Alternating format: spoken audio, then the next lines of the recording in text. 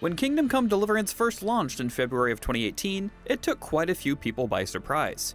Its no-nonsense simulation of life in 15th century Bohemia both excited and frustrated a player base that wasn't used to something this grounded. And while it found a fervent fanbase immediately, our reviewer gave it an 8 at release, which is a great on our scale, bugs both big and small hampered the early experience. But with constant attention from developer Warhorse Studios and several big content updates, not to mention a sequel that blew the franchise wide open, KCD is highly regarded now as the start of something special. And now with the next-gen update on consoles alongside further tweaks for PC, it has a chance to find new life again. Here's everything that's been added to Kingdom Come Deliverance since launch, updated for the new native release on PS5 and Xbox Series consoles.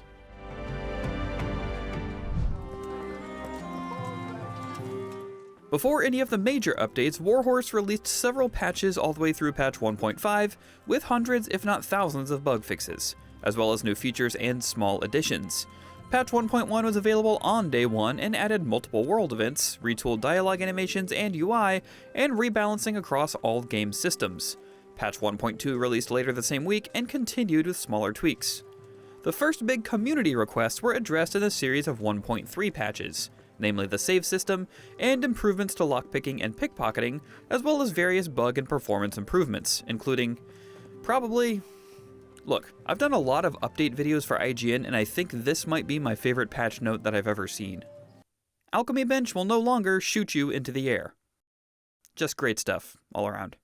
This update also added VSync options for PC, and over 300 other fixes across various quests. 1.4 continued with the bug fixes, but also saw the release of the HD texture and audio pack for PC, upgrading the look and sound of the base game for free. And in April, the Treasures of the Past DLC was offered as a paid release, adding treasure maps to the world that let Henry find valuable loot.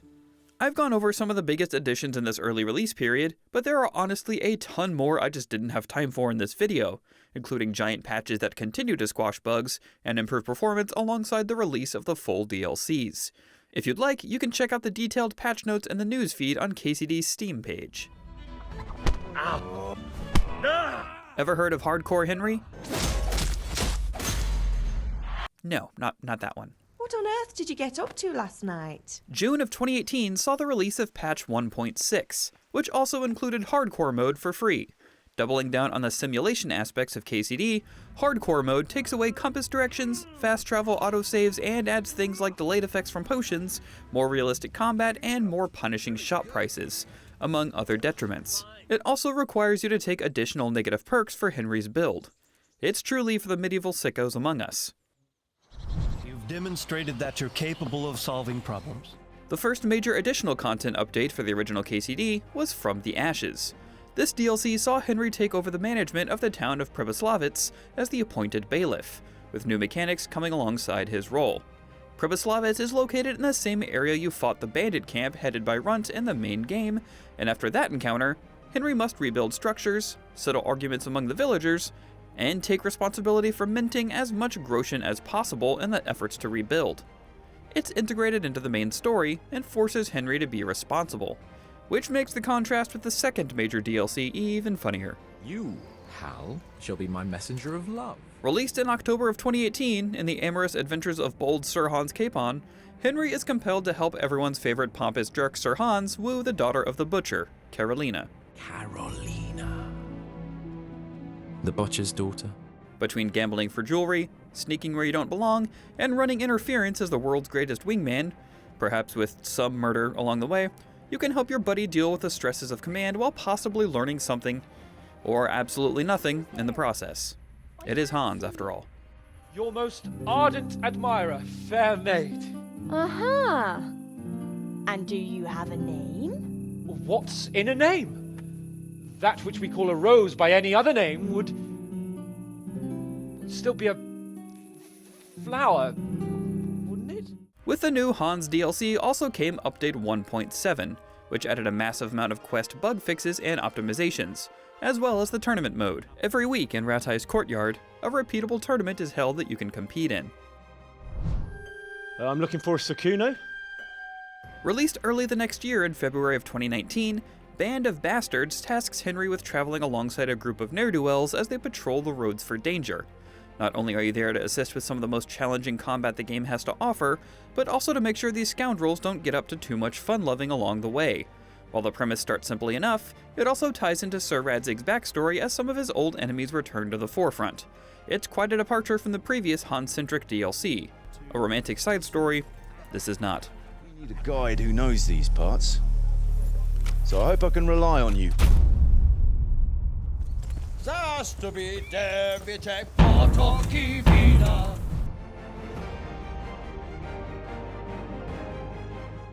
Coming next in May of 2019 was A Woman's Lot.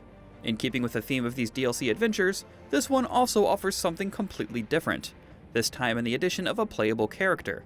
In the original game, after you're attacked while returning to Skalitz just after the intro, Teresa shows up with soldiers from Talmberg to save Henry's life, and then you wake up immediately after. A Woman's Lot shows the Skalitz attack and Henry's rescue from Teresa's perspective, and also adds an animal companion both her and Henry can play alongside.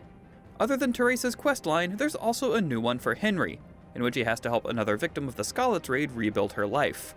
And alongside this DLC, in conjunction with the periodic bug fixes and optimizations, came an overhaul of the game's tutorial and enhanced dating features with Teresa.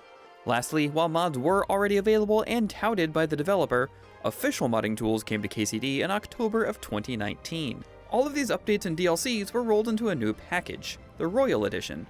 This stood as the definitive version of the game until now. Now we have the next-gen update. The new console versions use the PC Ultra Quality preset as a baseline, and added new FSR Super Resolution support alongside actually bumping up the native resolution.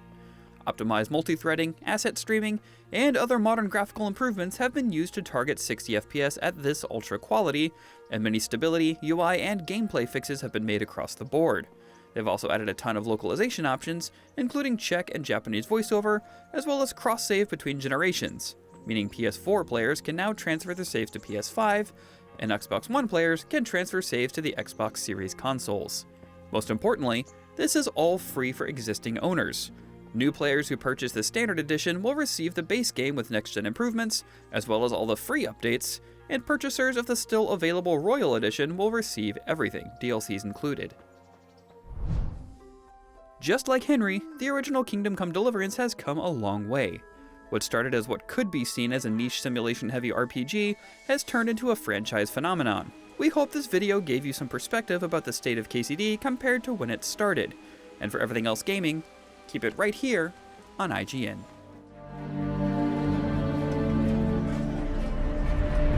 What's your name, boy? I'm Henry, son of the Skalitz blacksmith.